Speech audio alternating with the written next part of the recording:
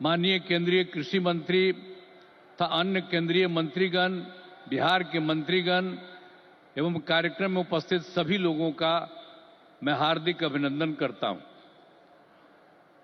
यह हमारे लिए सौभाग्य की बात है कि माननीय प्रधानमंत्री जी द्वारा बिहार से देश भर के किसानों के लिए किसान सम्मान निधि की राशि उनके खाते से भेजी जा रही है।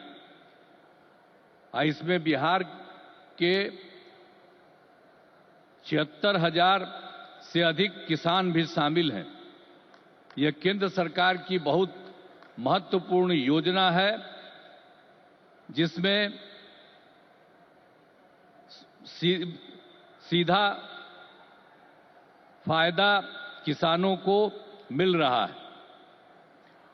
अब हम बताना चाहते हैं कि हमारा शुरू से ही कृषि पर जोर दिया गया है।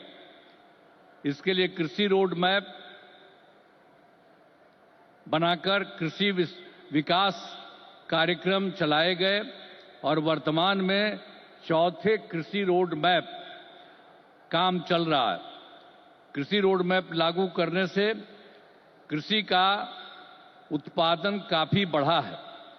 साथ ही दूध, अंडा, मांस एवं मछली उत्पादन की बहुत बढ़ गया है। पहले यहां हम मछली दूसरे राज्यों से मंगाते थे। अब मछली के उत्पादन में हम आत्मनिर्भर हो गए। आदरणीय प्रधानमंत्री जी के नेतृत्व में देश का विकास हो रहा है और बिहार के विकास में भी इनका सहयोग मिल रहा है।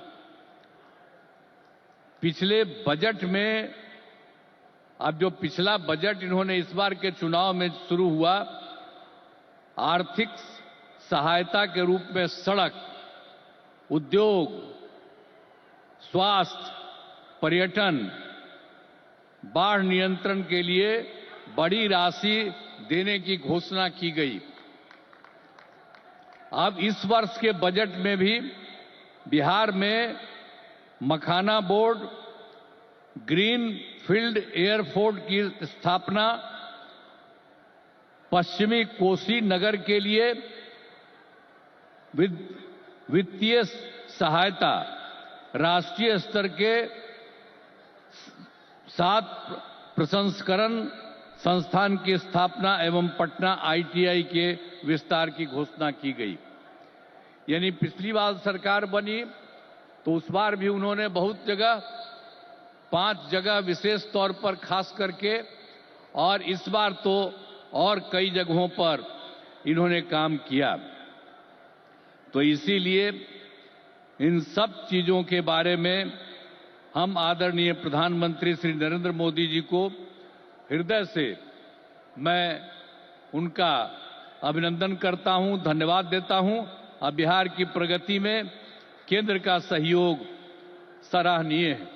और हम लोग जो आए यहां सरकार में, कब आए? 24 नवंबर 2005 को, और उसमें हम लोगों ने सरकार बनी थी।